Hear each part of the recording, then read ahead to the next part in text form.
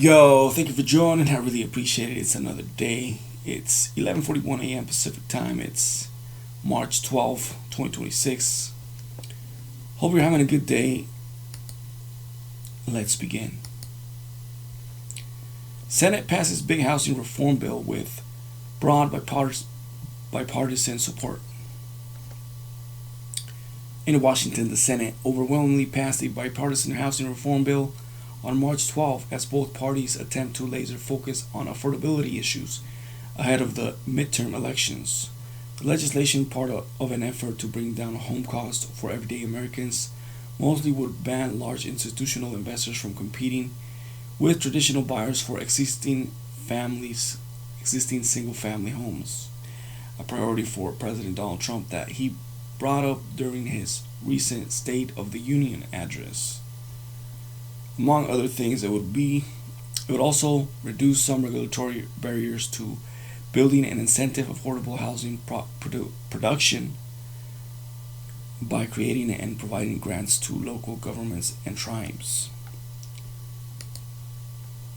The bill represents a rare area of largely bipartisan unity on Capitol Hill and was authored by Senator Tim Scott, a Republican from South Carolina, and Elizabeth Warren, a Democrat from Massachusetts, an uncommon conservative progressive partnership.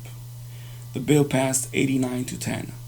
Though the legislation is supported by the White House, the fate of a vote in the House of Representatives is less certain at the moment, given a lack of universal support among Republicans in that chamber, as conservatives have pushed back over a provision related to digital currency.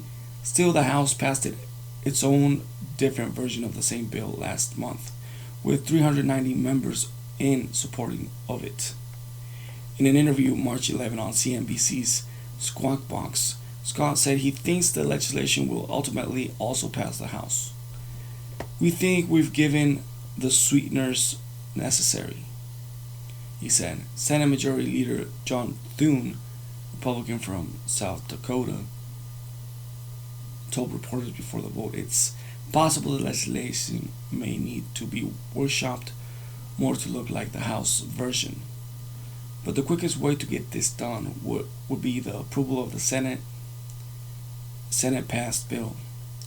In a March 2 statement of administration policy, the White House signaled Trump would sign the Senate's version of the bill if it passes both chambers. The landmark bipartisan legislation represents significant advances in federal housing policy to further the goals of expanding housing supply and affordability. The statement said, by streamlining regulations, modernizing finance options, and promoting innovative construction methods, this bill would lower housing costs for families, seniors, and veterans across the country. But in a speech to House Republicans during their policy retreat in Florida this week, the president seemed to contradict his own position, saying everyday Americans don't talk about housing. He argued a voting restrictions bill known as the Save America Act should be the bigger priority in Congress, starting down a potentially bruising midterm year. Trump has pledged not to sign any bills until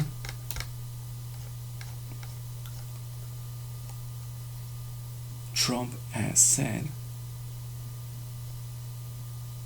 not to sign any bills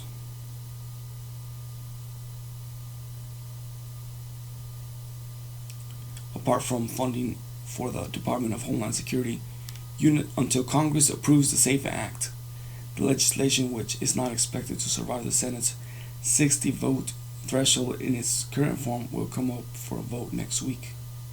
Even if the president does not specifically sign bills, they can still automatically become law after 10 days as long as they're not vetoed by the president. Anyways, thank you for joining. I really appreciate it.